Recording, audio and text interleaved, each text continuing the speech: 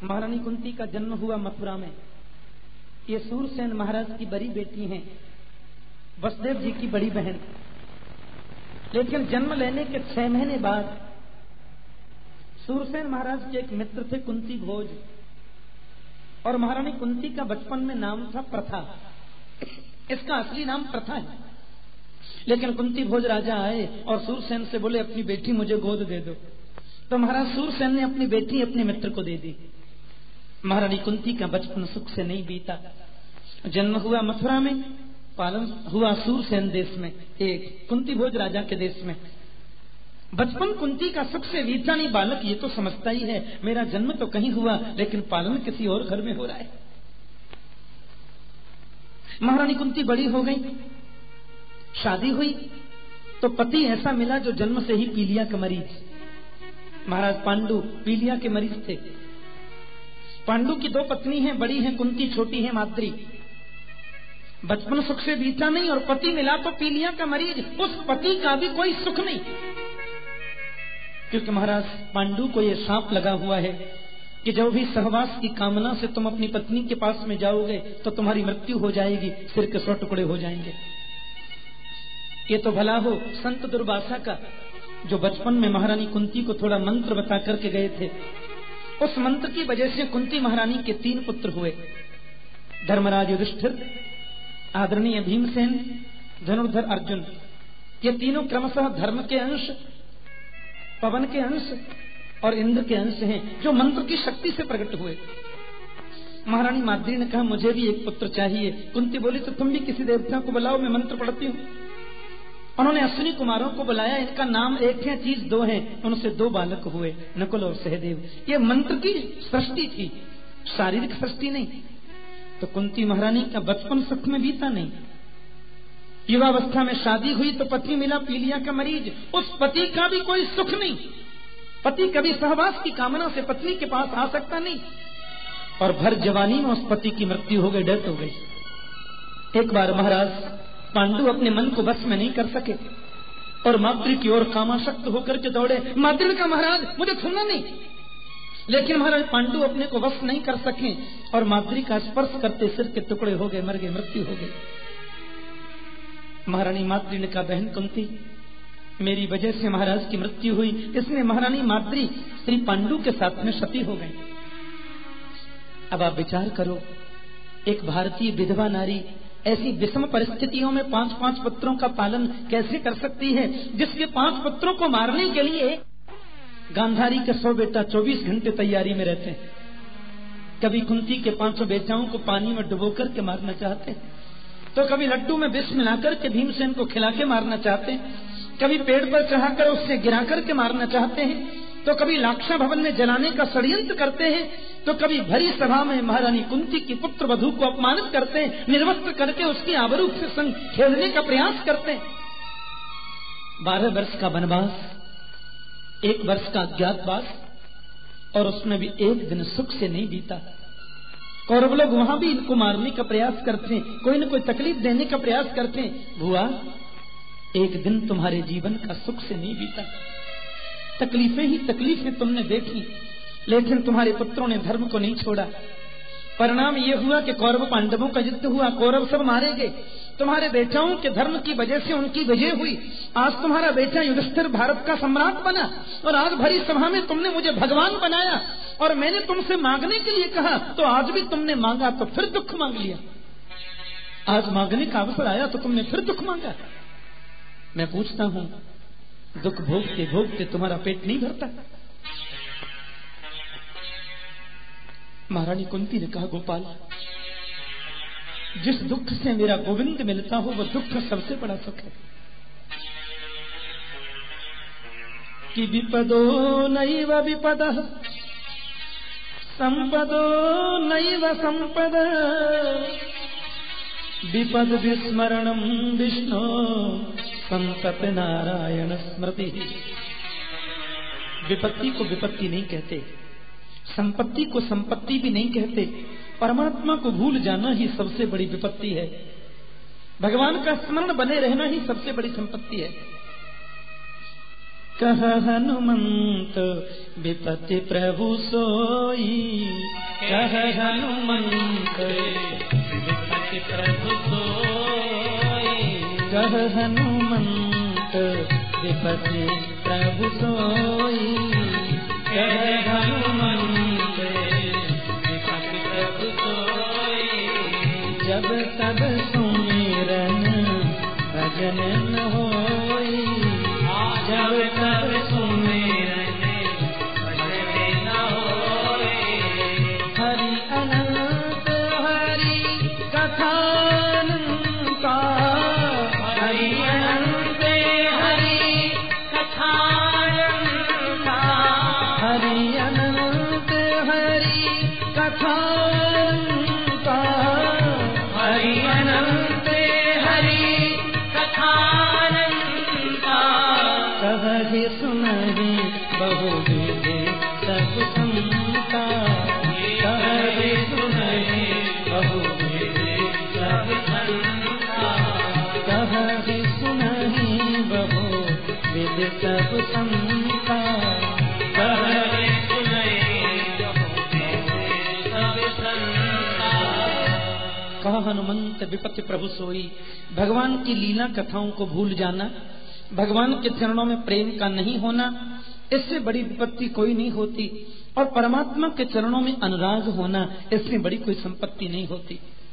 आदरणीय कबीर साहिब ने तो बड़ा सुंदर कहा कि सुख के माथे सिल परे, सिल माने पत्थर, कि सुख के माथे सिल पर जो हरि हृदय से जाए, बलिहारी वा दुख की जो पल पल नाम जपाए। आज मेरी आंखों के सामने परमात्मा खड़ा है, आज मेरी आंखों के सामने गोविंद है, ये मेरे दुख का ही तो परिणाम है। विषान महाग्नि पुरुषाद दर्शनात्, मेरे बच्चों को विष दिया गया, ये संकट था, तुम्हारी याद करी, तुमने रक्षा की। मेरे बेटाओं को लाक्षा भवन में जलाने का षड्यंत्र किया गया, ये कितना बड़ा संकट था। आपकी पुकार की, आपका स्मरण किया, आपने दर्शन देके बचाया। मैं कितना गिनाऊं प्रभु, अभी अभी मेरी पौत्र वधू के गर्भ में प्रवेश करके मेरे प्रपौत्र को तुमने बचाया। तो जो दुख गोविंद की याद दिलाता हो, ऐसे दुख को मैं बार बार सिर पे रखना चाहती हूँ। और जो सुख कन्हैया को भुला दे, उस सुख को लेकर के मैं क्या करूँ। भगवान ने कहा बुआ बुरा मानो चाहे भला मानो, ये दुख तो मैं तुम्हें अब नहीं दे सकता। माता कुंती ने कहा दुख मुझे मत दो, लेकिन एक काम तो कर सकते हो। क्या? बोले मुझ में साहस दे दो, मुझ में मजबूती दे दो, और स्नेह पास इमाम छिंदी, जीवन की प्रत्येक परिस्थिति को मैं मुस्कुरा करके निकाल सकूं, ऐसा मुझ में सामर्थ्य आ जाए। जिस देश में जिस वेश में परिवेश में रहो, राधा रमण राधा रमण राधा रमण कहो। जिस देश में जिस वेश में परिवेश में रहो, राधा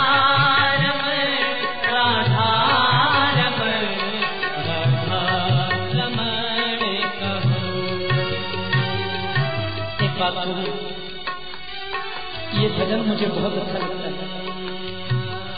इसका मूल कारण क्या है? इस भजन से आत्मबल मिलता है, आत्मशक्ति मिलती है। मेरे वृंदावन के रसिक संतों का भजन है, भाव से सुनिए और प्रेम से गाइए। जिस देश में जिस वेश में परिवेश में रहो, राधा रमण राधा रमण राधा रमण कहो। जिस देश में जिस वेश में परिवेश में रहो, राधा रमण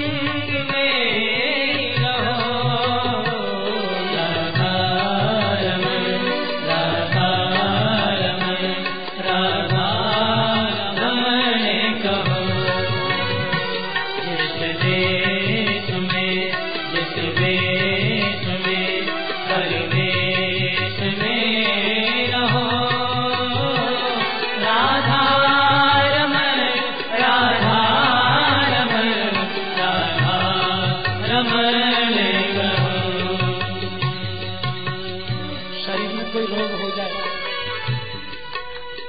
मैया मैया क्या चिल्लाना, भगवान की याद करो, कोई वैभव मिल जावे, ऐश्वर्य मिल जावे, डरना क्या, गोपाल की याद करो।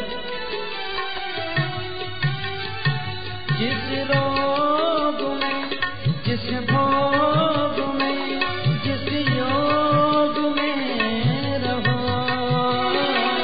जिस रोग में, जिस भोग में, जिस योग में रहो, जिस रोग में, जिस भोग में, जिस योग में रहो, जिस योग में, जिस भोग में, जिस योग में रहो, राधा रमण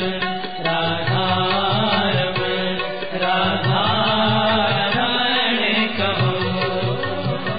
जिस देश में, जिस देश में, परिवेश में रहो, राधा रमण, राधा रमण, राधा रमण कहो।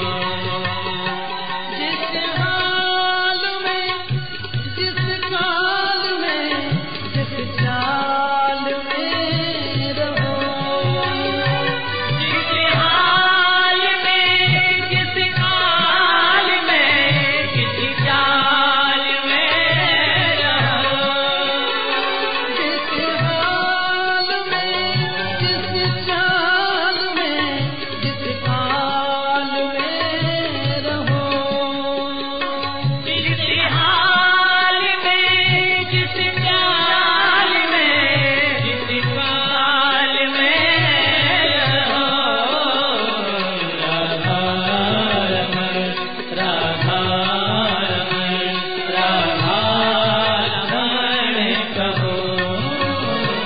जिस देश में, जिस देश में, परिवेश में रहो, राधा रमण, राधा रमण, राधा रमण कहो। आपने देखा होगा कौवा जो होता है ना, उसे रात में दिखाई नहीं देता, उल्लू जो होता है उसे दिन में दिखाई नहीं देता। उल्लू हमेशा भगवान से कहता है रात ही बनी रहे, दिन कभी न आए। कौवा हमेशा कहता है दिन ही बना रहे, रात कभी न आए। लेकिन कौवा और उल्लू के चाहने से दिन रात कभी बदल सकता है? मारवाड़ी में एक कहावत आती है, कभी घी घना, कभी मुट्ठी चना, कभी वो भी मना। हर परिस्थिति में एक से बनकर रहो। हम लोग कहीं कथा करने जाते हैं तो हवाई अड्डे पे 500 गाड़ियों का काफिला आता है लेने के लिए, और कहीं हम लोग बैलगाड़ी में बैठ के कथा करने चले जाते हैं। बोलो जय श्री कृष्ण। कहीं लाखों लोग बैठकर कथा का आनंद लेते हैं तो कहीं 1500 में कथा सुनाकर हमें आनंद मिलता है। जीवन की हर परिस्थिति को एक जैसा बनाकर देखने का प्रयास करो। जिस धाम में, जिस नाम में, जिस काम में रहो, जिस धाम में, जिस काम में, जिस नाम में रहो, जिस धाम में, जिस नाम में, जिस काम में रहो,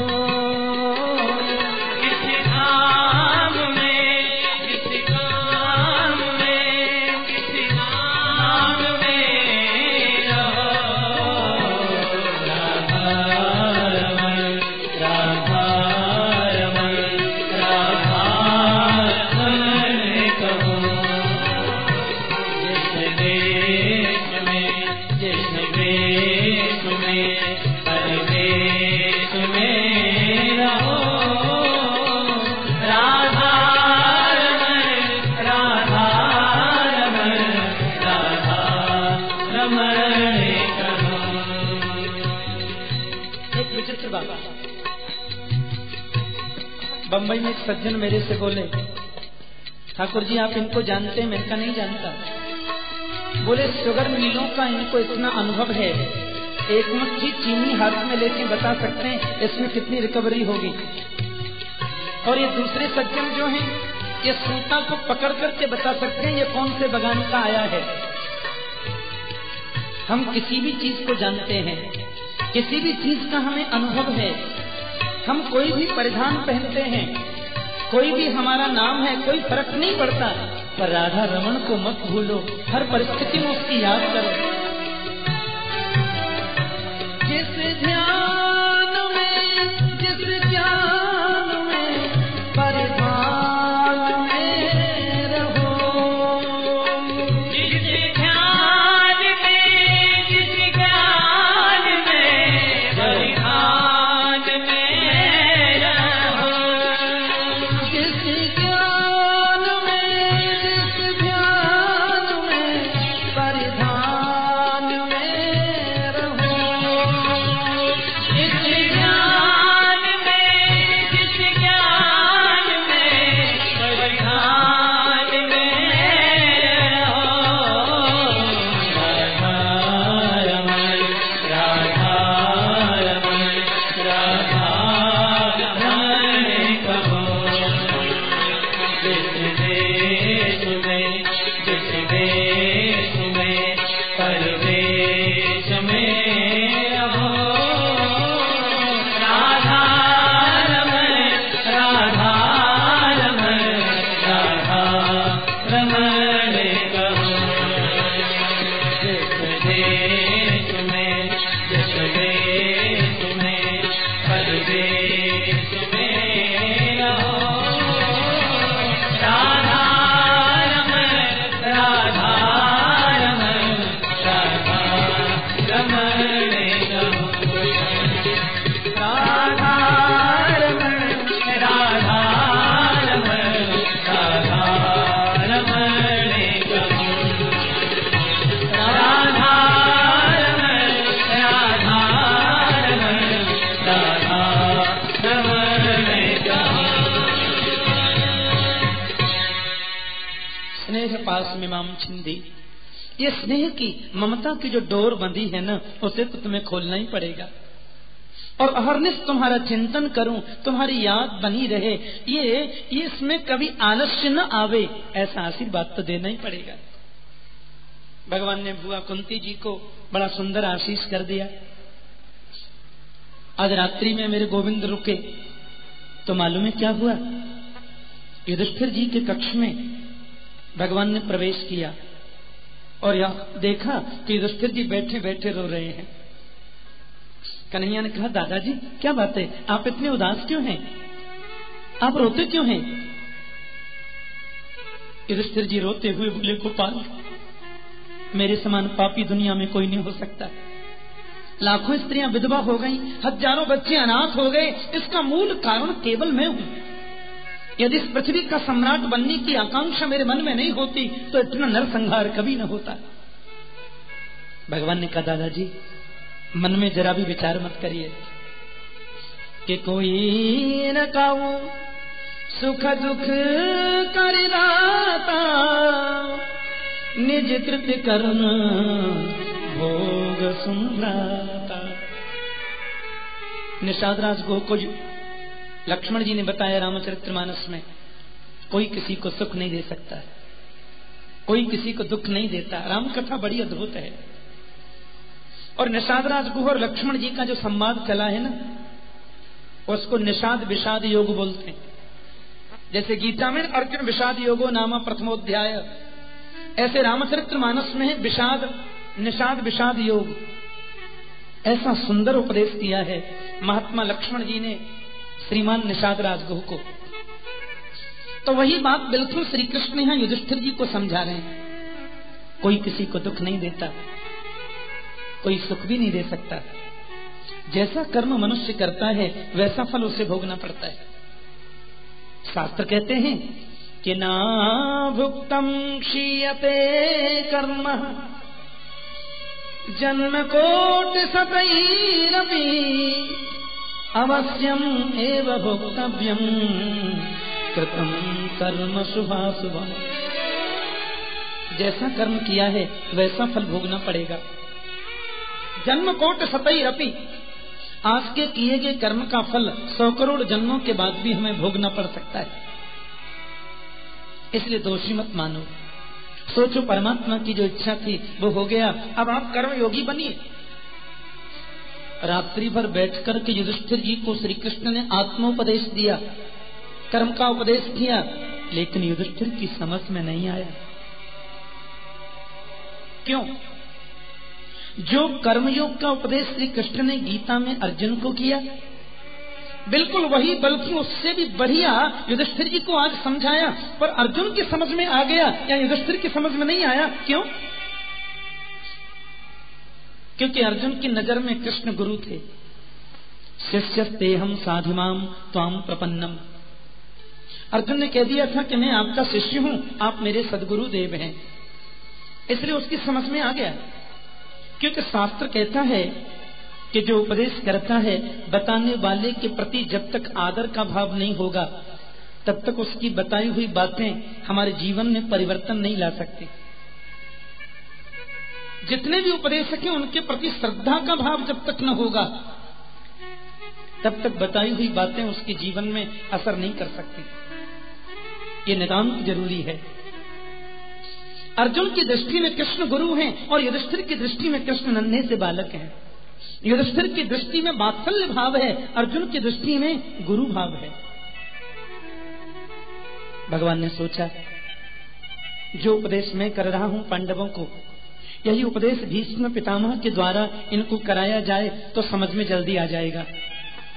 इसलिए मेरे प्रभु ने आज प्रातःकाल निश्चय कर लिया कि भीष्म के हृदय में प्रवेश करके उनके द्वारा ही मैं पांडवों को उपदेश कराऊंगा, ऐसा संकल्प किया। और 5 पांडवों को द्रौपदी के साथ में श्री कृष्ण भीष्म पितामह के पास में चले गए। ये महापुरुष है भीष्म, बड़ा अद्भुत संत है भीष्म। हमारे यहाँ 12 भागवत हैं। स्वयंभूर नारद शंभु, कुमार कपिलो मनु, प्रहलादो जनको भीष्मो, बलिर्बैया सकिर यमः।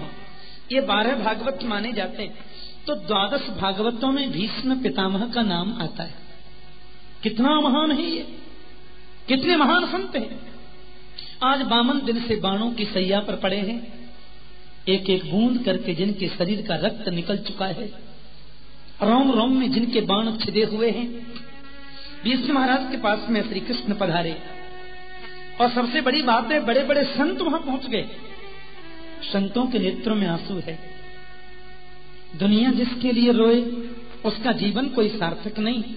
जीवन तो सार्थक उसके लिए है जिसकी अनुपस्थिति में संतों की आंखों से भी आंसू निकल जाए।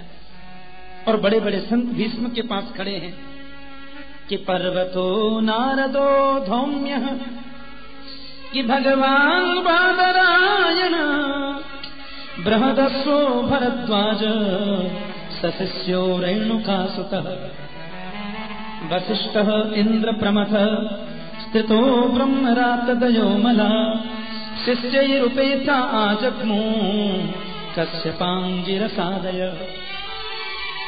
वशिष्ठ जी महाराज वहां थे, पर्वत नाम के ऋषि थे, धौम्य ऋषि खड़े थे, नारद जी महाराज खड़े थे और साक्षात बादरायण वेद व्यास जी महाराज खड़े थे। बड़े बड़े संत अमलात्मा ज्ञानी भीष्म के पास थे। लेकिन पांडवों की मंडली के मध्य त्रिभंग ललित मेरे गोविंद को आते भीष्म ने देखा। भीष्म के नेत्रों से आंसुओं की धार बह चली। बाणों में भी बाण लगे हैं हाथों में भी, इसलिए प्रणाम नहीं कर सकते। महारानी कुंती है, महारानी द्रौपदी है, 5 पांडव हैं, श्री कृष्ण हैं और बड़े बड़े संत वहां हैं। गोपाल को आते देखते ही भीष्म रो पड़े, आओ गोपाल पधारो कन्हैया, आओ द्वारिकेश, मेरी मृत्यु को संवारने के लिए आज आपका आगमन हो गया। मेरी मृत्यु को मंगलमयी बनाने के लिए आज आप पधारे, आपको प्रणाम करता हूं। श्री कृष्ण ने जाकर के भीष्म के चरणों में सिर रखकर के प्रणाम किया, ऐसा लिखा है। हे पितामह, हे परम भागवत, मैं आपको वंदन करता हूं। पांडव आए हैं, आजकल ये भारत के सम्राट हैं, आपके जीवन का लंबा अनुभव। ज्ञान दो प्रकार का होता है, एक पुस्तकीय ज्ञान होता है, एक अनुभविक ज्ञान होता है। तो अनुभविक जो ज्ञान है, अनुभव का ज्ञान, वो पुस्तक के ज्ञान से ज्यादा महत्वपूर्ण है। कोई पंडित जी थे, वो काशी में गए पढ़ने के लिए, और काशी में पढ़ करके जब लौटे, सारे वेद वेदांत में निष्णात होकर के लौटे। 20 वर्षों तक अध्ययन किया था शास्त्रों का, इसलिए काशी के पंडित समाज ने इनका नाम रख दिया सर्वजय शास्त्री। क्या नाम रखा? सर्वजय शास्त्री, सबको जीतने वाला शास्त्री। माता के पास में आए, मां ने कहा, बेटा। बोले, मैया मैंने सारी विद्या पढ़ ली और विद्वत समाज ने मुझे सर्वजय की उपाधि दी है। लेकिन मां बोली, तू दुनिया को जीत ले, मुझे क्या फर्क पड़ता है। जब तक संत कबीर ये नहीं कह दें कि तू जीता हुआ है, मैं नहीं मान सकती। अब शास्त्री जी को तो थोड़ा अभिमान हो रहा था कि मैं शास्त्रों का बड़ा प्रकांड पंडित हूं। कहने लगे, कौन कबीर? मैया बोली, हमारे गांव के संत कबीर। अरे वो कपड़ा बनाता है जो? बोले, हाँ। ये कौन बड़ी बात है, अभी जाता हूं, 20 वर्षों से देखा नहीं, मिल आऊंगा। कबीरदास जी महाराज तो कपड़ा बुन रहे थे। सर्वजय शास्त्री पास में जाके बोले, क्यों कबीरदास तुम्हारा ही नाम है? हाँ, लोग इस शरीर को कबीर कहते हैं। क्या कर रहे हैं आप यहां? बोले, मैं तो कुछ करता ही नहीं हूं। कि ना हम किया न करेंगे, ना हम किया न करेंगे, ना कुछ किया शरीर, जो कुछ किया सो राम ने, पर भया कबीर कबीर। कबीर का अर्थ होता है करने वाला, कर्म करने वाले को ही कबीर कहते हैं। तो न मैंने कभी किया, न शरीर ने कुछ किया, करने वाला तो राम है, फिर भी लोगों ने मेरा नाम कबीर रख दिया। यही आश्चर्य। सुनो, मैं तुमसे शास्त्रार्थ करना चाहता हूं।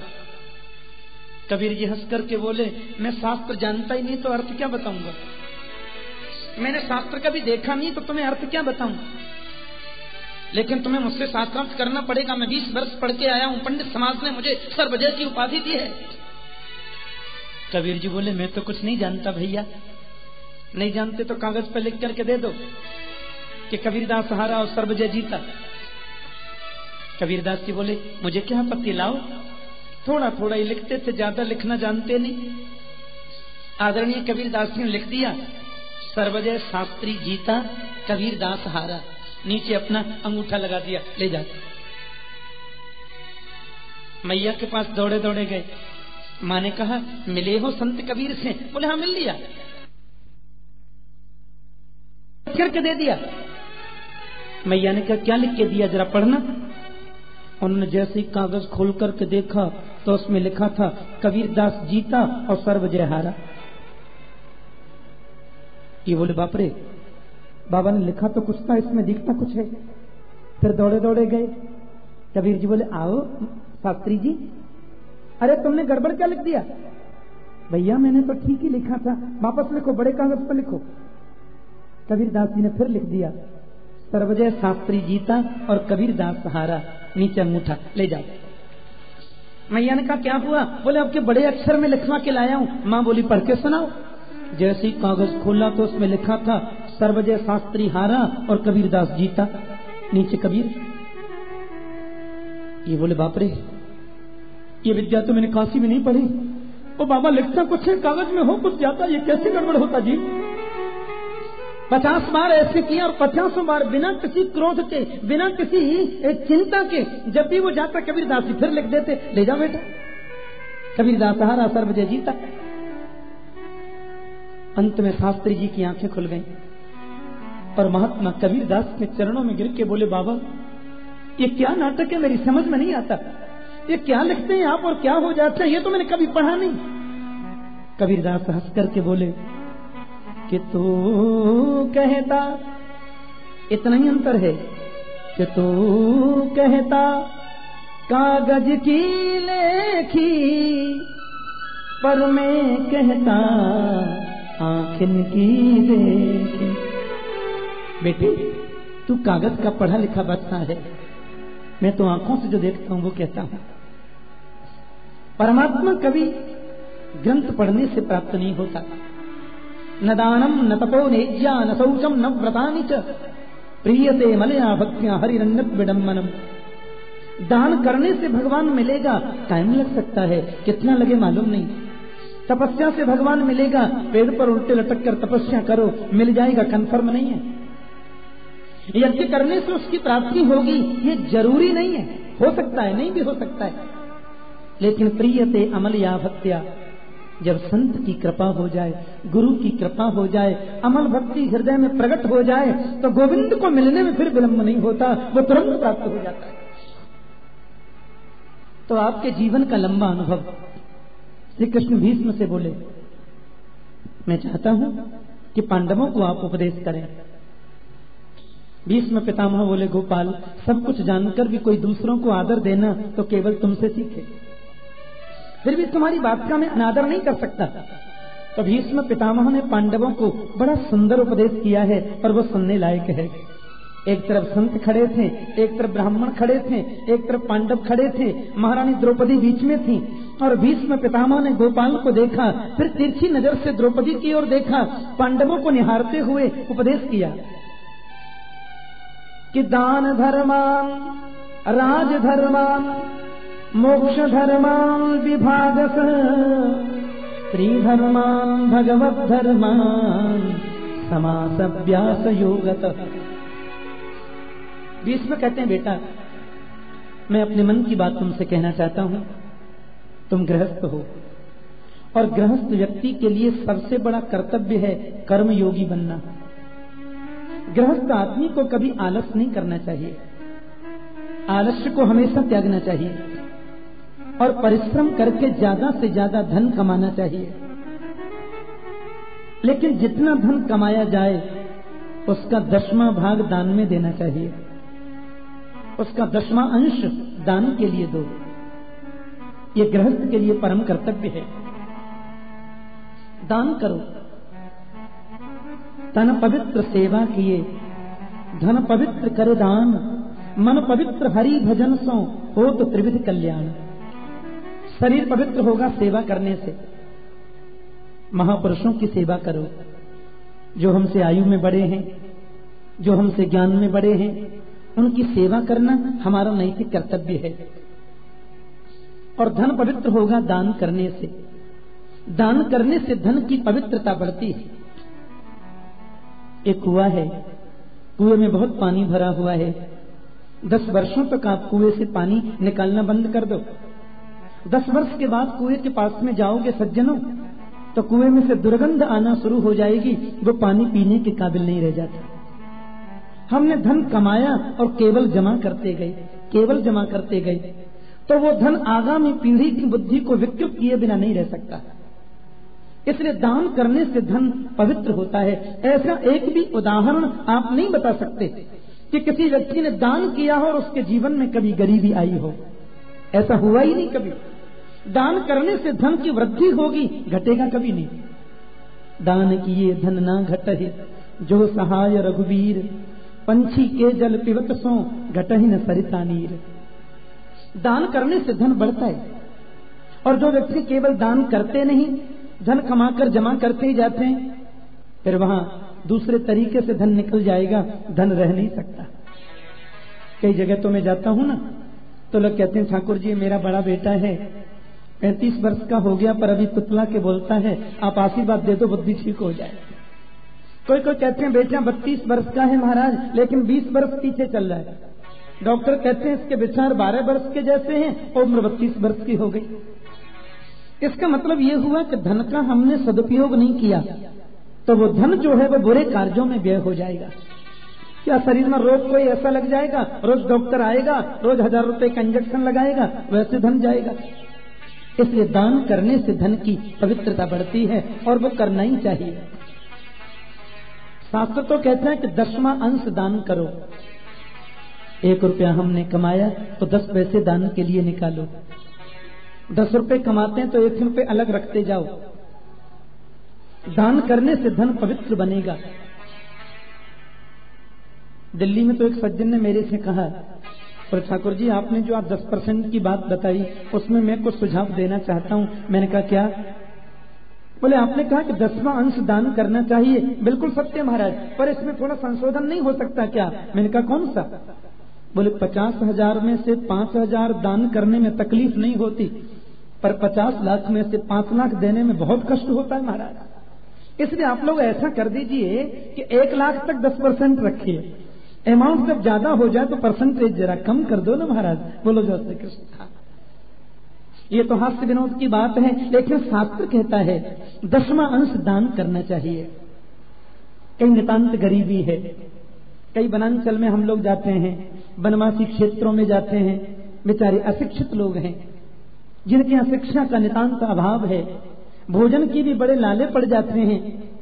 ऐसी जगहों पर विदेशी ईसाई मिशनरियां अपना प्रभाव जमा रही हैं, लोगों को धन का प्रलोभन देकर, उनको रोटी का प्रलोभन देकर धर्मांतरण करा रहे हैं, उनको हिंदू धर्म से ईसाई बनाने का कुछ प्रयास कर रहे हैं। तो हम लोग यदि थोड़े सजग बने, विधाता ने हमें दिया है और हमारे धन के माध्यम से यदि कोई शिक्षण संस्था वनांचल में खुल जाए, उनके गरीब बच्चे शिक्षित बने, अपने धर्म और संस्कृति का उन्हें ज्ञान हो, तो विधर्मी होने से उनको बचाया जा सकता है। कहीं पर हम देखते हैं बहुत संत लोग रहते हैं, कोई आश्रम है, 1000-2000 संत हैं, भगवान ने हमें दिया है तो कभी अन्न की सेवा संतों के चरणों में जाकर के कर दें। कहीं हम देखते हैं कई प्रकार के रोग फैल रहे हैं, आसपास कोई हॉस्पिटल नहीं है, भगवान ने हमको दिया है तो हमें प्रयास करना चाहिए कि अपने धन के द्वारा 10-20 लोग मिलकर के एक छोटा सा हॉस्पिटल बनाएं, 2-3 डॉक्टर की व्यवस्था कर दें, ताकि ग्रामीण अंचल के लोग निःशुल्क सुविधा प्राप्त करके जीवन को सुखमय व्यतीत कर सकें।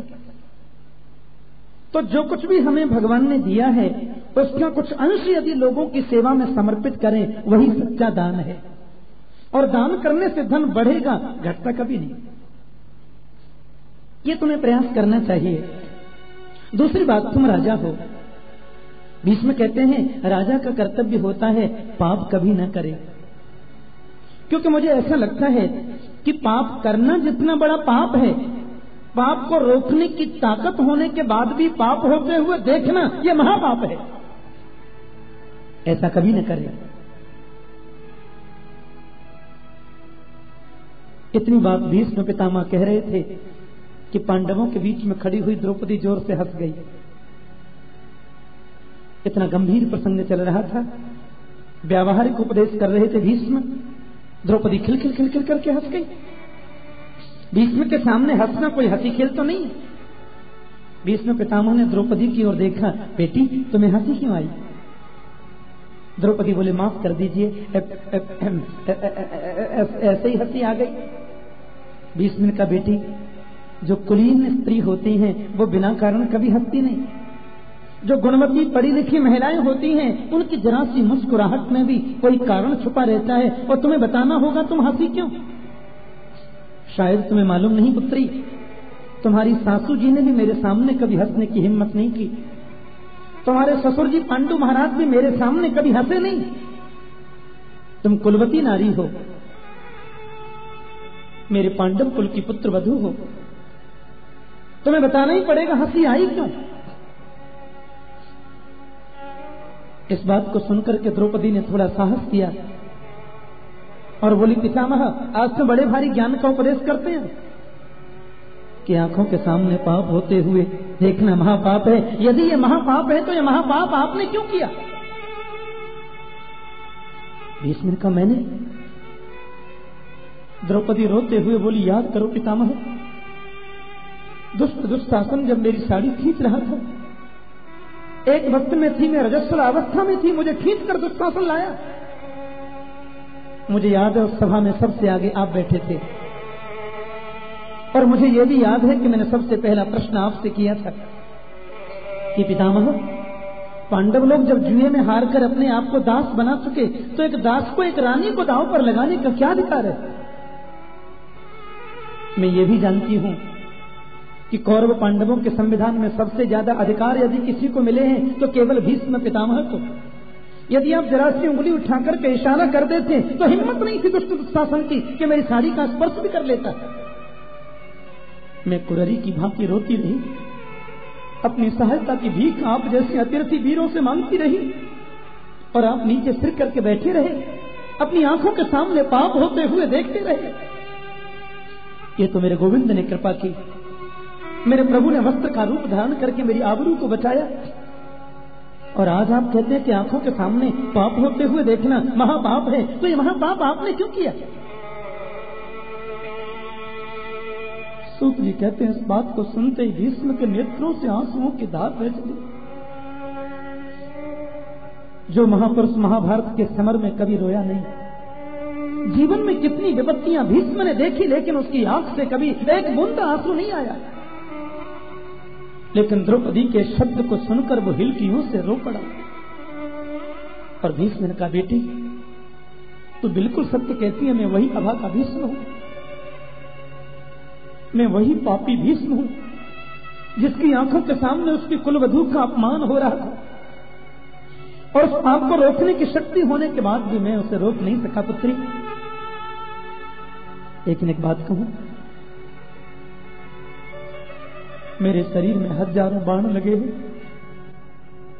2000 बिच्छू यदि एक साथ डंक मारे, 2000 बिच्छुओं के डंक मारने से जितनी तकलीफ होती है उससे 1000 गुनी तकलीफ मुझे आज हो रही है। मेरे रोम रोम में बाण छिदे हुए हैं बेटी, लेकिन उस सारे कष्ट को मैं सह रहा हूं। आज 52 दिन से मैं बाणों की सैया पर पड़ा हूं पुत्री, उस पूरे कष्ट को मैंने सहा है, सह रहा हूं। क्यों? क्योंकि मैं उसी पाप का प्रायश्चित कर रहा हूं। मेरे जीवन में बहुत बड़ा अपराध किया, बहुत बड़ी गलती मुझसे हुई पुत्री, उसी पाप का तो एक प्रायश्चित है। क्योंकि तुम लोग जब पांडव लोग कृष्ण के साथ में अभी आ रहे थे ना, तो मैंने अपने गोपाल से आंखों ही आंखों में एक प्रश्न किया था। मैंने कहा था, गोपाल अपने 124 जन्मों की बात मुझे याद है, मैंने 124 जन्मों में कभी पाप नहीं किया, फिर मुझे बाणों की सैया क्यों मिली? जब कर्म ही प्रधान है तो मैंने कभी पाप किया नहीं, फिर मुझे बाणों की सैया क्यों? मेरे रोम रोम में बाण लगे क्यों? तो श्री कृष्ण ने मुझे आंखों ही आंखों में उपदेश किया था, पितामह आपने कभी पाप नहीं किया, इसलिए तो मैं तुम्हें दर्शन देने के लिए अंतिम समय आ गया, पर तुमने पाप होते हुए देखा इसलिए तुम्हें बाणों की सैया मिली। क्योंकि उस पाप को रोकने की तुम में शक्ति थी, उस पाप को रोकने की सामर्थ्य थी तुम में, फिर भी तुमने रोका नहीं। एक और बात बेटी, मैंने दुष्ट दुर्योधन का दूषित अन्न खाया था, और आहार शुद्धौ सत्व शुद्धि सत्व शुद्धौ ध्रुवा स्मृति। जैसे आहार का हम लोग सेवन करते हैं, जैसा खाओ अन्न वैसा होवे मन। मैंने दुष्ट दुर्योधन का दूषित अन्न खाया था पुत्री, इसलिए धर्म और अधर्म का विवेचन करने की मेरी बुद्धि नहीं रही, और मैं उस पाप को नहीं रोक सका। इसके लिए मैं क्षमा चाहता हूं, क्योंकि विस्कुंठा को लेकर के मरना नहीं चाहता था। द्रौपदी चरणों में गिर के रोने लगी, पितामह आपके मन को तकलीफ देने का मेरा कोई मन नहीं था, मैंने तो वैसे ऐसे ही प्रश्न कर दिया, बाल स्वभाव बस, इसके लिए मैं क्षमा प्रार्थी हूं। भीष्म ने नारी धर्म का उपदेश दिया, राजधर्म के बारे में बताया, और अंत में पांडवों से बोले, सुनो अब मुझसे कोई प्रश्न मत करना, अब मैं दो बात जरा कन्हैया से करना चाहता हूं, अब दो बात मैं गोविंद से करना चाहता हूं। अपने मन की वृत्तियों को भीष्म ने अंतर्मुखी बनाया, और धीमे से अपनी आंखों को खोल करके गोपाल को देखा, टकटकी लगाकर गोपाल को देख रहे हैं, नेत्र खुले हैं, आंसू निकल रहे हैं। कन्हैया ने कहा, कुछ कहना है आपको? कुछ चाहिए पितामह, बोलो। भीष्म ने कहा, आज तक कुछ मांगा नहीं था, लेकिन आज मांगने का मन हो रहा है। हाँ बोलिए, क्या चाहिए? भीष्म ने कहा, मेरी एक बेटी है, और अपनी उस बेटी को आज मैं तुम्हें देना चाहता हूं। मेरी पुत्री को मैं तुम्हें समर्पित करना चाहता हूं, अपनी पत्नी के रूप में तुम उसे स्वीकार करो। पांडव लोग बोले, बाप रे, इनकी तो शादी नहीं हुई, विवाह नहीं हुआ, तो बेटी कहां से आ गई? अर्जुन जरा ज्यादा बोलते थे भीष्म पितामह से, क्योंकि भीष्म उनसे बहुत लाड़ करते थे। अर्जुन ने तुरंत बच्चों की तरह पूछा, बाबा कौन सी बेटी? आपकी तो कोई बेटी नहीं है। भीष्म ने कहा, अर्जुन मेरी कौन सी पुत्री है उसको मुरली वाला जानता है, ये गोविंद जानता है। कीर्तिमतिरुपकल्पिता वितृष्णा भगवति सात्वत पुंगवे विभुम्नि स्वसुखमुपगते क्वचिद् विहर्तुम् प्रकृतिमुपेयुषि यद्भव प्रवाह। भीष्म कहते मेरी बेटी का नाम है बुद्धि। इति मति, अपनी बुद्धि रूपी पुत्री को आज मैं कृष्ण रूपी पति को समर्पित करना चाहता हूं, क्योंकि बुद्धि जब तक गोविंद के चरणों की अनुरागिणी नहीं बनती तब तक भटकती है संसार में, और जब गोपाल के चरणों में लग जाए तो ही इसका जीवन धन्य बनता है। भगवान ने कहा, बुद्धि यदि मुझे समर्पित करोगे तो साथ में तृष्णा भी चली आएगी। भीष्म ने कहा, वितृष्णा विगता तृष्णा वितृष्णा, मेरी बुद्धि में किसी भी प्रकार की अब तृष्णा नहीं है गोपाल। त्रिभुवन कमलम तमाल वर्णम रविकिरण गौरवरम वरम दधाने, इतना सौंदर्यता से परिपूर्ण सुंदर रूप कभी मेरी पुत्री को नहीं मिल सकता। बिजली को मात करने वाला जिनका पीतांबर और यमुना जी के समान जिनके श्री अंग की दिव्य कांति नीलवर्ण की, गोपाल आपकी एक ही लीला मुझे याद आती है, आपका एक ही चरित्र मुझे स्मरण होता है। अर्जुन के मन में जब कुमति पैदा हो गई, आपके एक हाथ में घोड़े की लगाम लगी थी, दूसरे हाथ में चाबुक लगा था। अर्जुन रथ के पृष्ठभाग में जाकर के बैठ गया। भीष्म कहते हैं आपने उसकी कुमति को दूर करके आत्मोपदेश किया गीता का। दो दो माइक सामने लगे हों, तीन तीन गद्दे नीचे बिछे हों, आप जैसे हजारों श्रोता प्रेम से बैठकर कथा सुन रहे हो, तो 3 घंटे क्या 30 घंटे भी नॉन स्टॉप सुनाया जा सकता है। लेकिन जहां लाखों सैनिक खड़े हों, धनुष्मान तड़े हों, और कौन सा बाण प्राणों को हर लेगा, छाती के टुकड़े करके निकल जाएगा, ये संभावना जहां बनी हो, ऐसी विषम परिस्थिति में गीता का उपदेश करना गोविंद सिवाय तुम्हारे किसी और के बस की बात नहीं है। और करुणा, करुणा की तो आप मूर्ति हो। भीष्म कहते हैं मुझे याद है कि आपने प्रतिज्ञा की थी कि मैं युद्ध शास्त्र में जितने भी नियम हैं उन नियमों के अनुसार पांडव और कौरवों के युद्ध में अस्त्र शस्त्र ग्रहण नहीं करूंगा। और आप अर्जुन के सारथी बनकर जब सामने आए और मैं कौरवों का सेनापति बनकर सामने वाले रथ में आया, तो भीष्म ने भी आज प्रतिज्ञा कर ली। गोविंद को अर्जुन के रथ पर बैठे हुए भीष्म ने देखा और मन में सोच लिया कि आज जो हरिहिन शस्त्र गहां, आज जो हरिहिन शस्त्र गहां, तो लाजू गंगा जननी को, तो लाजू गंगा जननी को, मैं शांतनु सुत न कहा। यदि आज कृष्ण को अस्त्र ग्रहण नहीं कराया तो मैं शांतनु बिहारी नहीं, गंगा का पुत्र नहीं। और भीष्म ने बाणों की बौछार शुरू कर दी। ऐसा बाण चलाया कि अर्जुन का बाजूबंद टूटकर गिरने लगा, अर्जुन का कवच टूट करके गिरने लगा, अर्जुन का मुकुट भी गिर गया, पसीने पसीने अर्जुन हो गए। कृष्ण बोले, अरे कुछ कर भाई, ये बड़े बाबा कमाल करता है। अर्जुन बोले, मैं क्या करूं गोपाल, इनके बाण पार निकल जाते हैं, मेरे बाणों के हजारों टुकड़े हो जाते हैं, मैं कुछ कर नहीं पा रहा हूं। 2-4 बाण घोड़ा में लग गए और भीष्म लड़ते लड़ते 1-2 बाण कृष्ण के चरणों की ओर भी चला दिया। कृष्ण बोले, कमाल करता भैया, मेरे को ही मारता है ये तो। अर्जुन बोले, मैं क्या करूं, मेरी कुछ समझ में नहीं आता। अर्जुन पसीने पसीने हो गए, उसका धनुष बाण भी टूट करके गिरने लगा। मेरे गोविंद ने देखा है भीष्म तो मेरे अर्जुन को मार ही डालेगा। गोविंद तुरंत रथ से नीचे कूद पड़े और सामने पड़ा हुआ था रथ का टूटा हुआ चक्का। उस टूटे हुए चक्के को मेरे गोविंद ने उठाया और जैसे भीष्म को मारने के लिए दौड़े, भीष्म रथ से नीचे कूद पड़े, गोविंद के चरणों में साष्टांग लेट गए, मार डालो, टुकड़े टुकड़े कर दो मेरे, बिल्कुल परवाह नहीं मुझे, लेकिन मेरी प्रतिज्ञा पूर्ण करने के लिए तुमने अपनी प्रतिज्ञा तोड़ दी, यही तो मैं चाहता था। और मुझे क्या, यही तो मेरी कामना थी। कि स्वनिगम पहाय मत प्रतिज्ञाम मृतमधिकर्तुम अप्लुतो रथस्थ।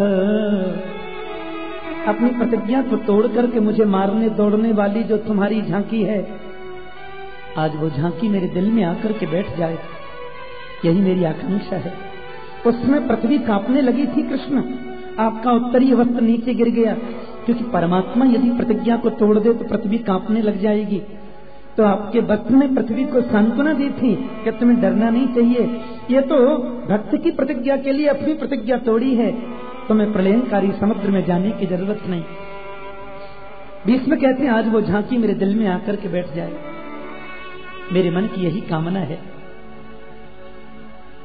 मेरे दुख को दूर तो केवल बांके बिहारी आप कर सकते हो, और मेरा दुख क्या है इसलिए कोई जानता नहीं है, सिवाय तुम्हारे कोई नहीं समझ पाता।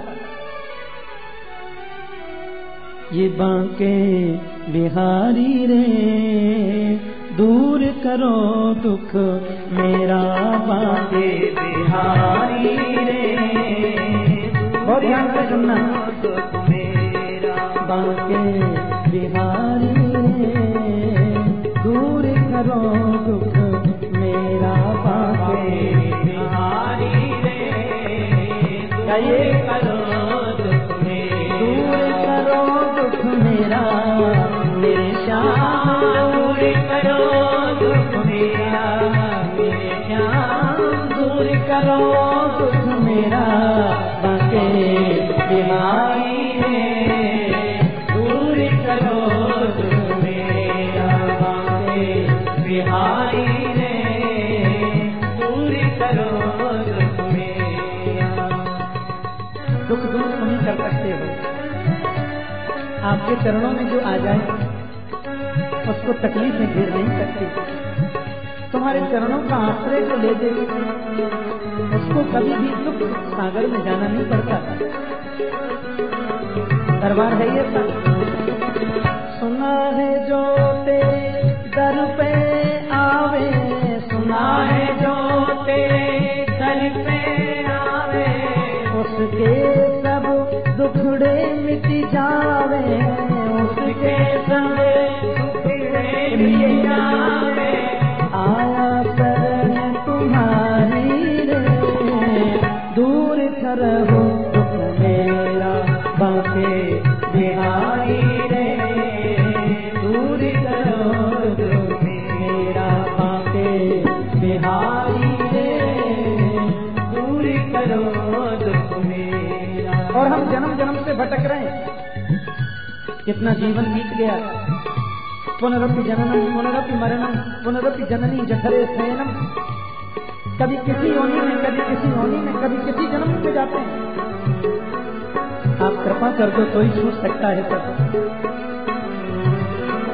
जन्म जन्म का मैं हूँ भटका, जन्म जन्म का मैं हूँ भटका, तेरा भमर में अटका, तेरा भमर में अटका, पार करो बनवारी रे दूर करो मेरा, बांके बिहारी रे दूर करो दुख मेरा, दूर करो दुख मेरा, मेरे श्याम दूर करो दुख मेरा, बांके बिहारी रे दूर करो दुख मेरा, बांके बिहारी रे दूर करो दुख मेरा। सबरी अहिल्या गणकाना रे, सबरी अहिल्या गणकाना रे, सबरी अहिल्या गणकाना रे, सबरी अहिल्या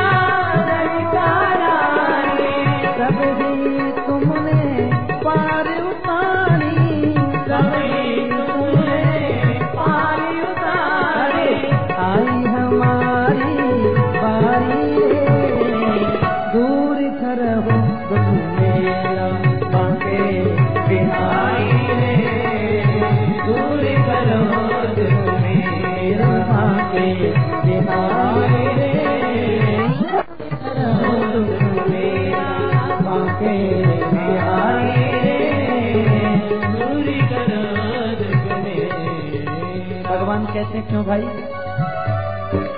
इतनी देर से मेरी स्तुति कर रहे हो, तुम्हें चाहिए क्या? बेटा बेटी धन संपत्ति वैभव ऐश्वर्य जो चाहिए तो बोलो, और तुम कहते हो मेरा सुख दूर करो, तो दुख है क्या ये तो बताओ। बड़ी सुंदर बात कही कि मेरा सबसे बड़ा दुख यही है गोपाल कि मैं तुमको भूल गया हूँ। अब अंतिम समय मुझे दर्शन दे देना, अंतिम समय अपनी माधुर्यमयी झांकी दिखा देना, यही चाहिए। देहांत काले तुम सामने हो, देहांत काले तुम सामने हो, बंसी बजाते मन को लुभाते, बंसी बजाते मन को लुभाते,